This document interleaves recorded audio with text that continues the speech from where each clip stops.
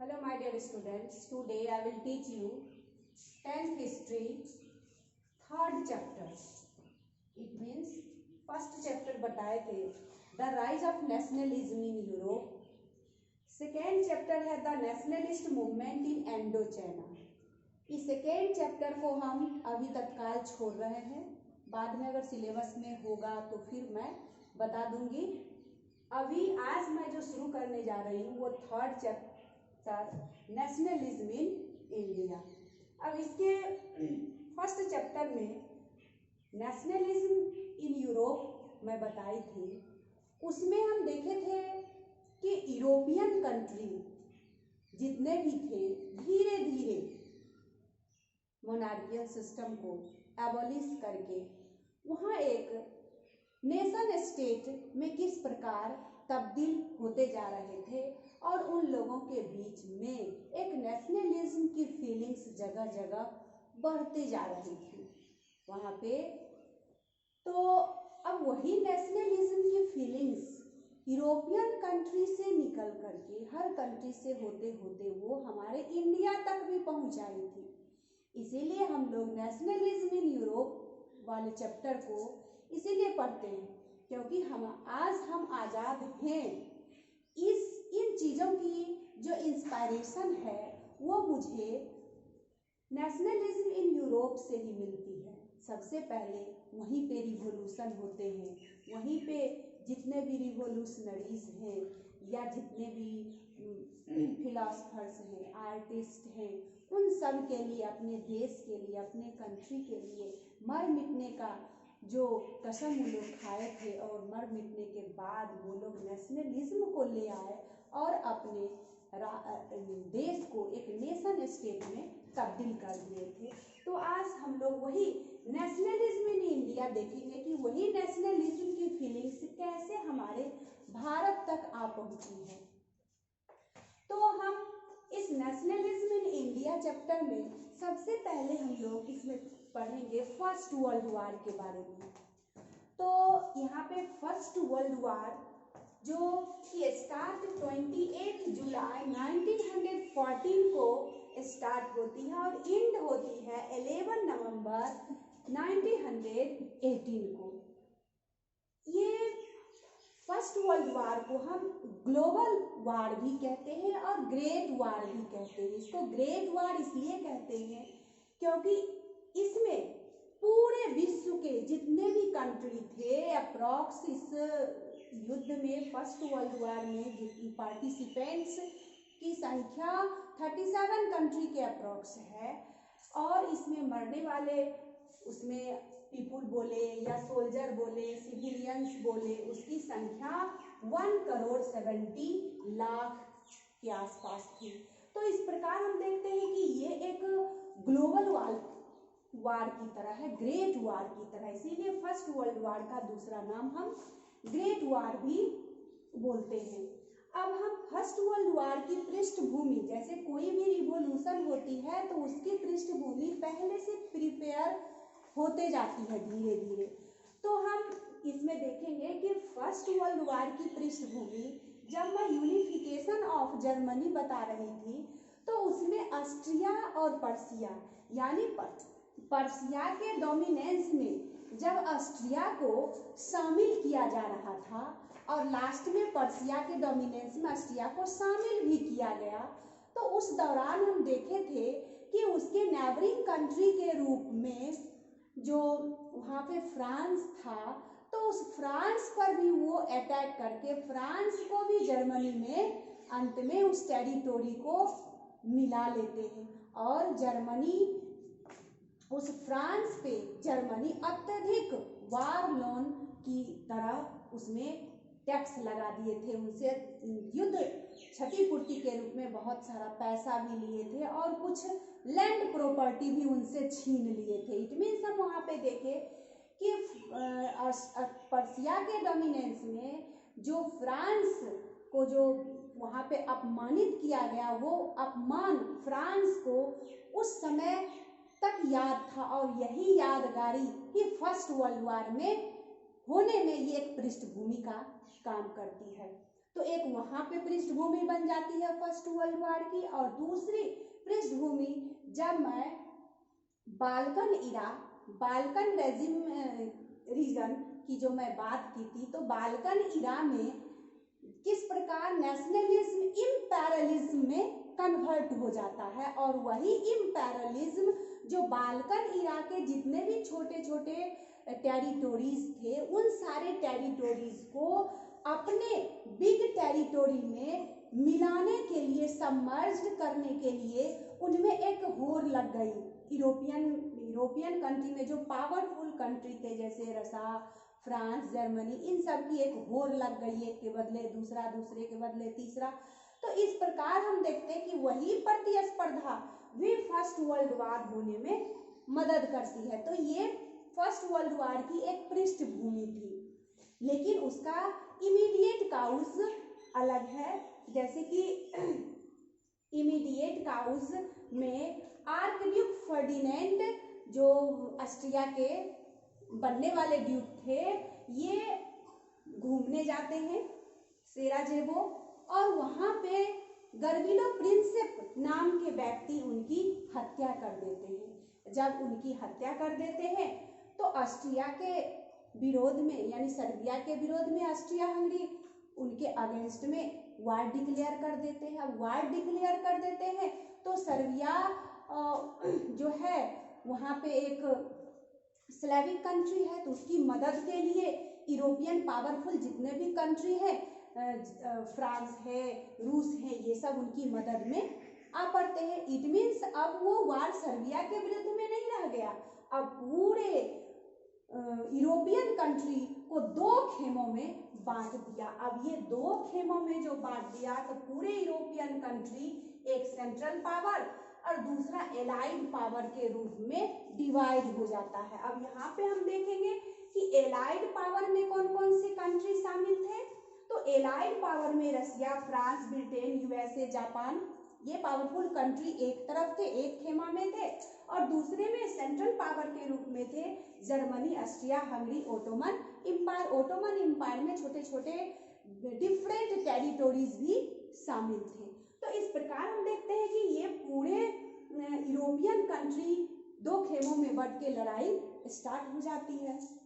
और ये लास्ट कब होती है, तो इसमें एक ट्रीटी होती है, वर्साई ट्रीटी, और उसमें ये युद्ध को समाप्त कर दिया जाता है, और विनर जो होते हैं वो एलाइड पावर ही विनर होते हैं, जिसमें जर्मनी को अत्यधिक वहां पे अपमानित किया जाता है। और इस अपमानित ही नहीं, इनके ढेर सारे ऐसे टेरिटोरीज हैं जिनको कि ये पावरफुल कंट्री अपने टेरिटोरी में मिला लेते हैं। तो अब यहाँ पे जर्मनी को अत्यधिक अपमानित होना पड़ा। अब जर्मनी इतने अधिक अपमान का बोझ वो सहन नहीं कर पाए, जिसके चलते आगे सेकेंड वर्ल्ड वॉर हो जाती है। तो इसमें हम एलाइड पावर और सेंट्रल पावर में हम देखते हैं कि पूरे यूरोपियन पावर दो खेमों में बट गया। अब यहाँ पे हम देखते हैं कि जो हम लोग जो इंडिया है, तो इस फर्स्ट वर्ल्ड वॉर में हम लोग तो कहीं से भी नहीं है, क्योंकि लड़ाई तो यूरोपियन कंट्री के बीच हो रही है। फिर इसका इफेक्ट हमारे ऊपर क्यों पड़ा? तो इसका इफेक्ट हमारे ऊपर इसलिए पड़ता है क्योंकि ब्रिटिशर्स के डोमिनेंस में हम लोग थे, यानी कि हम लोग ब्रिटिशर्स के एक कॉलोनी बने हुए थे। तो जब ब्रिटिशर्स के कॉलोनी बने हुए थे तो यहाँ यूरोपियन कंट्री के बीच जब युद्ध हुई, तो युद्ध तो मान लीजिए युद्ध करने के लिए तो ढेर सारे रुपये पैसे की जरूरत होती है, सोल्जर की जरूरत होती है।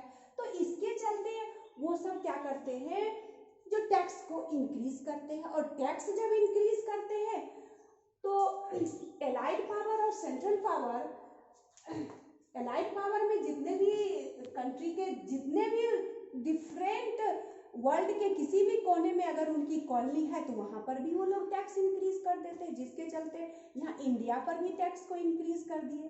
अब टैक्स इंक्रीज करने के चलते क्या होता है, यहाँ की जो एसेंशियल कमोडिटीज है उन सब की प्राइस बढ़ जाती है। अब प्राइस बढ़ जाती है, ऊपर से ये सब पैसा के साथ साथ इनको कुछ सोल्जर भी चाहिए। और हम समझ रहे हैं कि इंग्लैंड जो है एक छोटा सा आइलैंड है, वहां पे उतने सारे सोल्जर कहाँ से आते? तो वो सारे सोल्जर को, कुछ सोल्जर को यहाँ भारत से वो सब इंडिया से ले गए, और इंडिया से ले जाने में वो लोग फोर्स रिक्रूटमेंट का सहारा ले, यानी कि यहाँ के लोग आसानी से तो सोल्जर में जा नहीं सकते थे, इसीलिए जबरदस्ती ले गए। क्योंकि अभी हम लोग इंडिया के लिए ढेर सारे सोल्जर शहीद होते हैं, लेकिन उनके मन में एक भावना, एक फीलिंग्स जगती है कि हम भारत माँ की रक्षा के लिए युद्ध करते हैं और शहीद होते हैं, तो उनके अंदर एक जीने का एक सहारा होता है कि चलो हम भारत माँ की रक्षा करते हैं। लेकिन इस फर्स्ट वर्ल्ड वॉर में भारतीय इंडियन सोल्जर जो वहाँ जा रहे थे, उनके अंदर तो कोई फीलिंग्स नहीं जगती थी, क्योंकि वो तो समझ रहे थे कि ना तो हम इस फर्स्ट वर्ल्ड वॉर में कहीं से भी हैं। अगर मान लीजिए फर्स्ट वर्ल्ड वॉर में कोई भी, चाहे एलाइड पावर विनर हो या सेंट्रल पावर विनर हो, इसमें तो मुझे कुछ बेनिफिट मिलने वाला है नहीं, तो हम इस फर्स्ट वर्ल्ड वॉर में क्यों शामिल हो? लेकिन चूंकि हम लोग कॉलोनी बने हुए थे, इसीलिए फोर्सली हम लोग को सोल्जर के रूप में वहां ले जाते थे। तो लगभग हमको लगता है कि अप्रॉक्स 13 लाख सोल्जर इंडिया के थे जो वहां पर गए हुए थे। अब हम देखते हैं कि यहाँ पे फर्स्ट वर्ल्ड वॉर के चलते हमारे अंदर जो फीलिंग्स जगती है, तो क्या जगती है? हमारे अंदर एक नेशनलिज्म की फीलिंग्स जगती है कि हम किसी के कॉलोनी बन के क्यों रहेंगे, हम एक नेशन स्टेट के रूप में तब्दील रहेंगे और यहाँ से ब्रिटिश ईस्ट इंडिया कंपनी को जितना जल्दी हो सके हम लोग यहाँ से भगाएंगे। तो इस चैप्टर, ये जो चैप्टर है नेशनलिज्म इन इंडिया, इससे एक लॉन्ग क्वेश्चन 5 नंबर का अवश्य ही दिया रहता है। तो अब जैसे कि एक लॉन्ग क्वेश्चन के रूप में मैं सिलेक्ट की हूँ, what was the impact of first world war on India's freedom struggle, यानी कि भारत के जो फ्रीडम स्ट्रगल थे उस पे फर्स्ट वर्ल्ड वॉर का क्या प्रभाव पड़ा। यानी अगर फर्स्ट वर्ल्ड वॉर हुई तो हमारे अंदर जो नेशनलिज्म की फीलिंग्स थी और ज्यादा जल्दी से जागृत हो उठी, या how did the first world war force the feeling of nationalism in India. Feeling जो हमारे अंदर नेशनलिज्म की फीलिंग्स थी वो फर्स्ट वर्ल्ड वॉर के चलते किस प्रकार आती है। तो इसमें हम देखते हैं कि फर्स्ट वर्ल्ड वॉर के चलते एक new economic and political situation बन जाते हैं। अब new economic and political situation बनने के चलते यहाँ डिफरेंट एक्सपेंडिचर को जन्म देते हैं। डिफरेंट एक्सपेंडिचर इट मीन्स ढेर सारे रुपया पैसा की खर्च होती है। तो क्या होता है, which was financed by the war loan। अब वो युद्ध लड़ने के लिए लोन लेते हैं। अब लोन की क्षतिपूर्ति कहाँ से होगी, तो कॉलोनियल कंट्री से। तो colonial country it means India भी एक कॉलोनियल कंट्री है, तो इससे भी आप ले सकते हैं। तो अब यहाँ पे टैक्स को बढ़ाया गया। भारत में ईस्ट इंडिया कंपनी के तहत टैक्स बढ़ाया गया। और एक चीज ध्यान रखेंगे कि भारत में सबसे पहले इनकम टैक्स को जो इंट्रोड्यूस करने वाले थे वो ब्रिटिश ईस्ट इंडिया कंपनी थे। इसके पहले इनकम टैक्स पहले कोई इंट्रोड्यूस नहीं किए थे। इसलिए हम देखते हैं कि इनकम टैक्स जो सबसे पहले इंट्रोड्यूस हुआ इंडिया में वो ब्रिटिश ईस्ट इंडिया कंपनी के द्वारा। इसके बाद हम देखते हैं कि ढेर सारे सोल्जर यहाँ से फोर्स रिक्रूटमेंट के चलते ले जाने लगे। अब यहाँ पे जो और उस साल ऐसा देखा जाता है कि 1916 और 17 में यहाँ का जो क्रॉप था वो भी फेल्योर हो गया। अब क्रॉप फेल्योर होती है तो यहाँ के खाने पीने की जो चीज़ है उन सब का भी रेट, उसका भी प्राइस बढ़ जाता है। अब एसेंशियल कमोडिटीज जो सारी चीज़ है सबकी रेट बढ़ जाते हैं। अब लोगों के मन में, और दूसरी तरफ एक प्रकार की महामारी भी फैल जाती है, इन्फ्लुएंजा एपिडेमिक बोला जाता है। उस समय ये भी पूरे मतलब इंडिया में फैली हुई थी हर एक जगह। जैसे अभी भी एक महामारी फैली हुई है जिसके तहत हम लोग इस प्रकार से पढ़ाई लिखाई का काम या जो भी सारा कारोबार ठप पड़ा हुआ है, तो इसी प्रकार का एक महामारी भी फैली हुई थी। तो कुछ लोग खाने पीने की कमी से मर रहे थे और कुछ लोग के पास खाने पीने की चीज है, फिर भी वो बीमारी से, इस महामारी से मर रहे थे। तो इस प्रकार हम देखते हैं कि चारों साइड से कहीं से भी लोगों को ठीक ढंग से जीने में परेशानी हो रही थी। तो हम ये सारे सिचुएशन, फर्स्ट वर्ल्ड वॉर इतने सारे सिचुएशन को यहाँ पैदा कर दिए ताकि हम अपने फ्रीडम स्ट्रगल को जल्दी से जल्दी उसको आगे बढ़ा सके। तो इसके चलते क्या हो गया, लोगों में एक प्रकार की स्ट्रगल शुरू कर दिए कि हम जल्दी से जल्दी यहाँ से ब्रिटिश ईस्ट इंडिया कंपनी को निकाल के बाहर फेंकें। अब नेक्स्ट डे, अब मान लीजिए यहाँ पे हम ब्रिटिश ईस्ट इंडिया कंपनी को बाहर भगाएंगे, उसके लिए भी तो कोई लीडर चाहिए लीडिंग करने के लिए।